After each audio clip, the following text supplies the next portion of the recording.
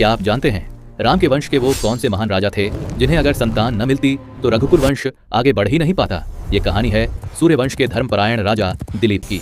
राजा दिलीप अपने राज्य में न्याय, धर्म और करुणा के लिए प्रसिद्ध थे, लेकिन एक पीड़ा उनके जीवन को अंदर ही अंदर तोड़ रही थी। वर्षों के विवाह के बाद भी उन्हें संतान नहीं हो रही थी। दिलीप ने समाधान के लिए अपने कुलगुरु वशिष्ठ का आश्रय लिया। वशिष्ठ ने ध्यान करके बताया कि एक बार देवलोक से लौटते समय दिलीप ने अनजाने में दिव्य गौ कामधेनु को सम्मान नहीं दिया।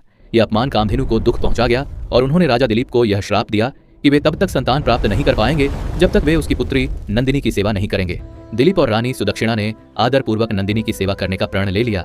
वे रोज उसकी रक्षा करते, उसे घास खिलाते और पूरे मन से उसकी देखभाल करते। 21वें दिन नंदिनी उन्हें जंगल के भीतर ले गई। अचानक एक भयंकर सिंह प्रकट हुआ और उसने नंदिनी पर हमला करने की कोशिश की। दिलीप ने तुरंत धनुष उठाया, लेकिन भगवान शिव के आदेश से उनके सारे बाण व्यर्थ हो गए। सिंह बोला, मैं शिव का सेवक हूँ और आज नंदिनी मेरा भोजन बनेगी।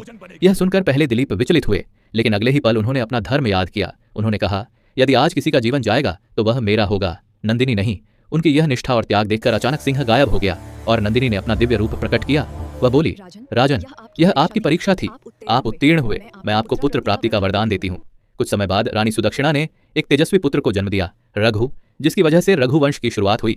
इसी वंश में आगे जाकर भगवान श्री राम का जन्म हुआ और इसी वंश में हुए राजा भगीरथ, जिन्होंने गंगा को पृथ्वी पर लाने जैसा महान कार्य किया। अगर राजा दिलीप की वह सेवा, वह त्याग और वह परीक्षा न होती तो न रघुवंश होता, न रघु होते, न राम होते और न ही भगीरथ का महान इतिहास।